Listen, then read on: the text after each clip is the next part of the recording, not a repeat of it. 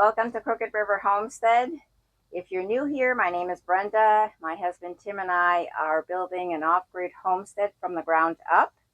We spent last winter in a camper, and we're planning on spending this winter and maybe next winter in a camper. So in the meantime, we have started raising chickens, and I really wanted to sell my eggs because there's no way that we have 6 hens, and there's no way we can eat 6 eggs a day. But I've been struggling with keeping my cooler cool. In the state of Maine, you have to keep your eggs at 45 degrees if you're going to sell them at the roadside, and also put a thermometer in the cooler. So we've had a lot of high temperatures this summer, which is wonderful. 80 to 90 degrees, but my cooler, I couldn't get it below 60 or 50. And a couple times I did get it down to 45 degrees in the morning, putting ice packs in my cooler, but by noontime or 1 o'clock, the cooler was up over the recommended temperature. So I wasted money on buying a better cooler, which is supposed to be good for holding ice for at least 3 days. And I even added some really thick I cut some pieces of foam insulation really thick to try to cut down on the space in the cooler to limit the space that had to be cooled. And that didn't work.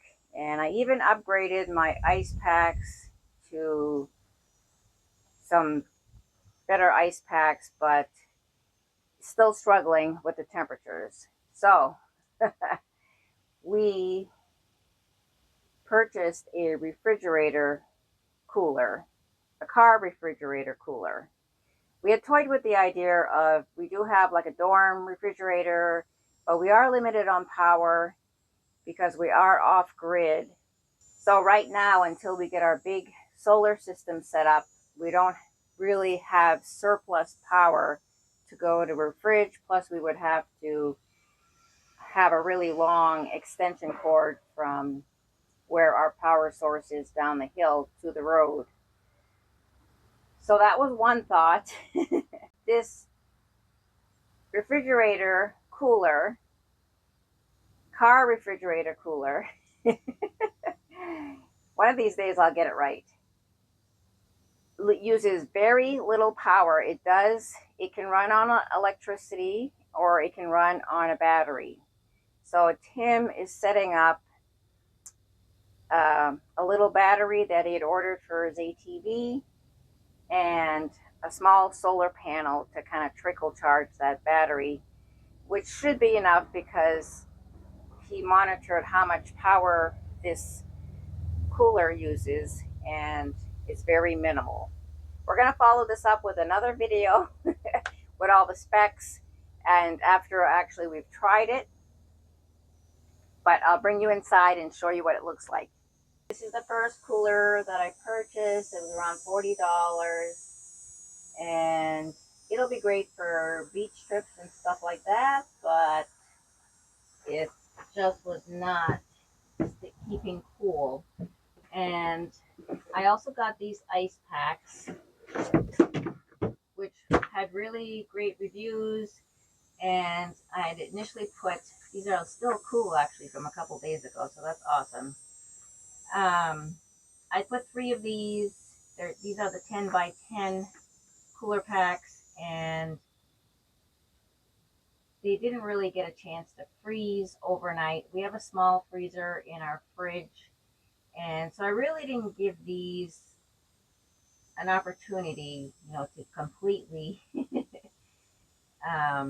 be reviewed. I think if we had a normal freezer, it definitely would have froze them overnight, and they do say to freeze them for 24 hours before you use them. And so I did put like 4 of the ice packs the next day, and like I said, they were only partially frozen when I put them in there, but my cooler was getting up to 60 degrees when it was 76 outside. So this is the car refrigerator that we purchased by Euhomy, And one of my requirements was that I could fit my egg cartons in there, and I'll show you in a minute that I definitely can fit plenty in there. So we just have it charging here on the Blue Eddy, just cooling it down before we put the eggs on the roadside, and then Tim's going to hook it up to the battery and the solar panel down there. So very sturdy construction, and you can see here, you can monitor the temperature, and we also have a thermometer on the inside.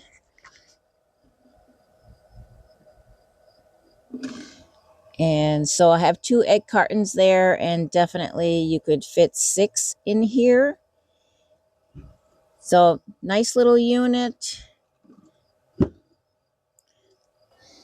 It actually has pretty quiet operation. The noise in the background you're hearing is the Blue Eddy is charging other things. So definitely looking forward to getting my eggs by the roadside again. I didn't want them to go away, so I have been cooking them and giving them back to the chickens or to our dog Ellie, which works. But I'd rather be selling them and helping pay for their feed. The temperatures are getting cooler now at night, but today it's up to 80 degrees. So we still have a couple months where we could get some really warm days, and then I can probably go back to just a regular cooler because then I'll be trying to keep them warm and not freezing. But these, we'll see. I don't know how their egg production is going to be in the winter. I know it slows down. So if you have any experience with that, I'd love to hear like what I can expect this winter. I know some chicken keepers do keep a light on to increase production during the winter, but some chicken keepers like to give the chickens a break, give their bodies a break, because they're only born with a certain amount of eggs, and once they've laid all those eggs in, that's it.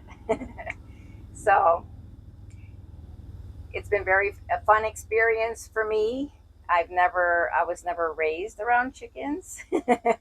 I did a lot of research before I got them, but I think next year we're thinking about building a bigger coop and getting more chickens, which will mean more eggs. But now we'll be set up properly, and I won't have to worry about the temperature of the cooler and increasing, my customer satisfaction and going by the state's standards.